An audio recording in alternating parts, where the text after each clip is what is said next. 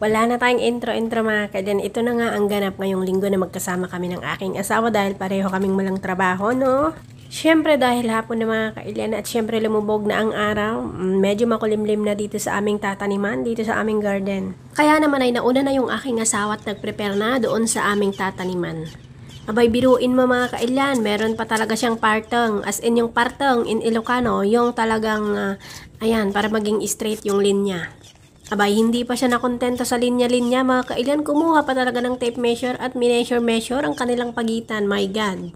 Pagpasensyahan niyo na po kung walang damit yung aking asawa, inuunahan ko na kayo kung ayaw niyong makakita ng walang damit, umalis po kayo dito sa aking video, thank you so much.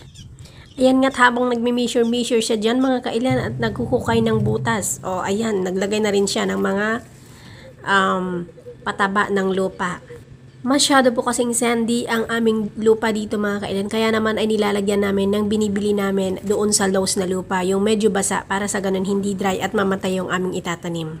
Habang abala siya mga kailan sa paglalagay ng mga dirt doon sa hinukay niyang butas, ako naman ay nagtatanim dyan. Siyempre kung makikita nyo mga kailan na yun, meron na kaming 2 linya ng talong na pahaba yan na galing pa mismo doon sa Asian market. Siyempre, yung sumunod na butas dyan na isang row ay tatamnan namin ng kamatis mga kailyan. Nang makahukay nga yung aking asawa mga kailyan ng lupa, ito na nga at inipon naming ihi.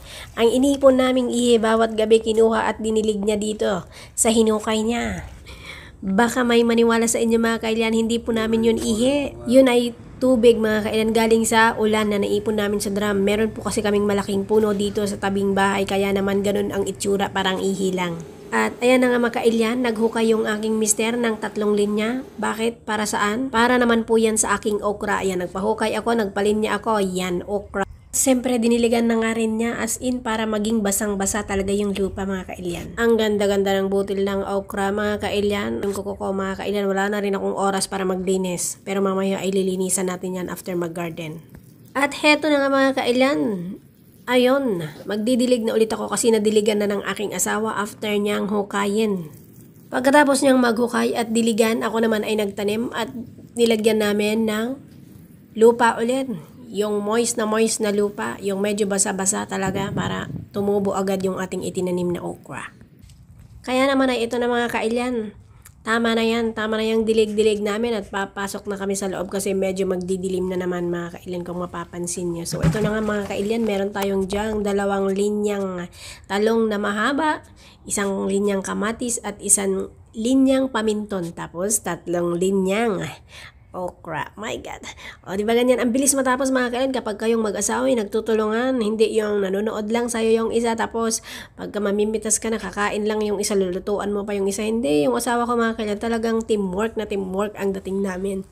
Hindi pwede yung mas madalas pa nga ako minsan yung ako na lang sasabihin niyan ganyan at siya na lang yung gagawa. O di ba ang bait ng asawa ko mga kailan, ang sipag niyan, walang problema.